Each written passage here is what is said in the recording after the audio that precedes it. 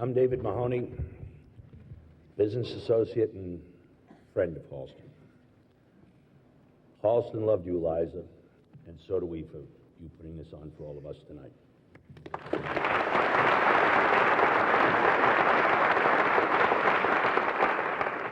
Now, many of us who work with Halston, or knew Halston, appreciated that he truly was an original.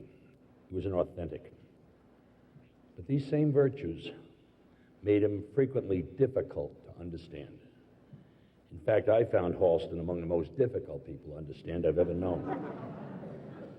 But I can think of no man that was worth more the effort to understand. You had to understand his bursts of temperament were not just juvenile ego trips that some of us have, but to Halston, they were the unrelenting pursuit of perfection as he saw it. Creativity is always most difficult to define, sort of like love, sex, or even friendship. One values it, one appreciates it solely for what it is. I can tell several stories about Halston. One, when we put out a Halston perfume, which is still there, and the production people at Max Factor called me and said, you know what this nut is doing now? He's putting out a bottle that looks like a glob. You can't fill it from the top. It won't work. I said, oh, I'm sure he's not doing that.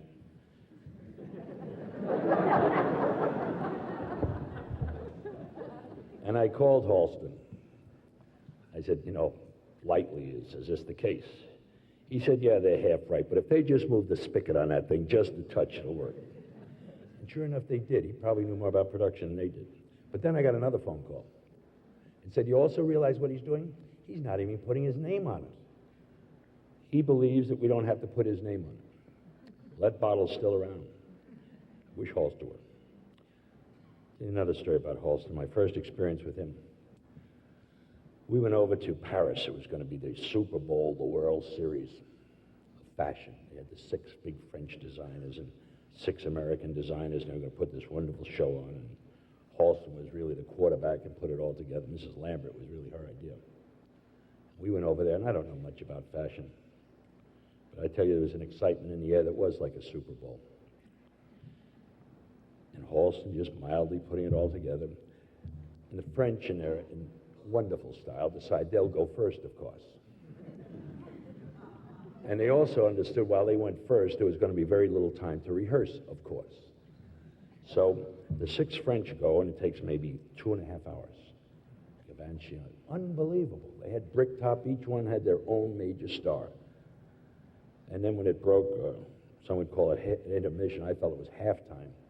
I thought, wowie, how do you possibly do this? Beat those Frenchmen at their own game.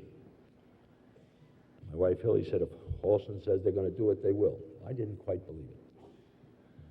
But when Halston came out with those 5 American designers, they didn't have lots of acts and all. They had one voice, one lady, Liza. They integrated as Halston did because he was selling America, not only Halston. The show was a knockout. He knocked the French right out of the blocks. And at the end, it was almost like an Annapolis graduation in France. The programs were going up in the air and everything else. And the hole in my stomach by then had passed. I said, Halston, that was magnificent. As he puffed the cigarette, he said, how else, old boy? It's so typically Halston. Now over here, let me also share with you something I don't think that's truly understood, which is why Halston joined in that partnership with JCPenney. Halston was just looking for broader fields to conquer. He wanted to dress middle America, the young working women and mothers who live on a budget and could not afford the expensive gowns or high-priced cashmeres. He wished to put his signature on the women who he felt were the backbone of America at a price they could afford. Now, that's understandable, because his background was Midwestern. These people were his roots. And surprising, perhaps, but I feel that Halston related to Main Street America even better than he ever did to Park Avenue or Fifth Avenue. So he wanted to go ahead. And his conviction was total. So in we jumped, fully acknowledging any of the risks that it would take for the rest of the line. And it had problems from the beginning, most of which could have been solved if Halston were willing to turn over the selection of materials, design, merchandising, advertising to others. But as I said earlier, Halston was such a perfectionist, he could not or would not do it. Halston insisted on selecting the materials for every man's tie, the buttons for blazers on women's jackets, and even the final quality approval of goods being produced in Taiwan. He insisted that any item bearing the Halston trademark represent his personal involvement. He believed, like Mozart and Van Gogh, that the creative process was a personal and lonely exercise. That was Halston.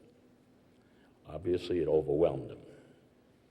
But his dream of dressing Middle America was truly a grand and noble undertaking, and I salute him for it.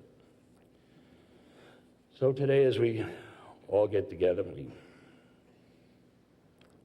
I remember most this brilliant, creative, authoritative genius who could be difficult but loyal, serious but with a wonderful sense of humor, and totally predictable in his unpredictability. He was a bold dreamer who was way ahead of his time. To him, just challenges were the norm, and they were the driving force of this creativity that we all know as Halston. To me, it was a privilege to walk the path with a man like H. And recently in an interview, Halston stated that I understood him and he trusted me. I'm grateful for his sentiment because I respected and trusted Halston. I will also miss him.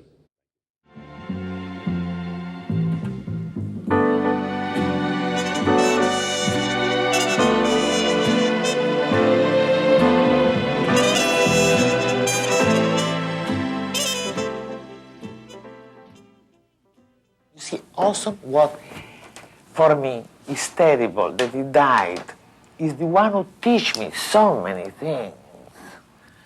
And he believed so much in me, also, Giorgio, but also was a great, great personality. Even if we had fights, because he was so much out of it, because I'm vulgar, not vulgar, but, I cannot with Stefan all the time think that the pencil has to be like that, impossible. But he taught me so much, he didn't say anything. He was a great man for taste. I learned so much out of him, so much, because he was just the superior quality of what is left of all time. Charles James. I belong to the little tail of those people. I love those people because they teach me. I would like in this occasion to give my deepest feeling to Halston family, to Robert and to Leslie, and my sadness about the entire thing.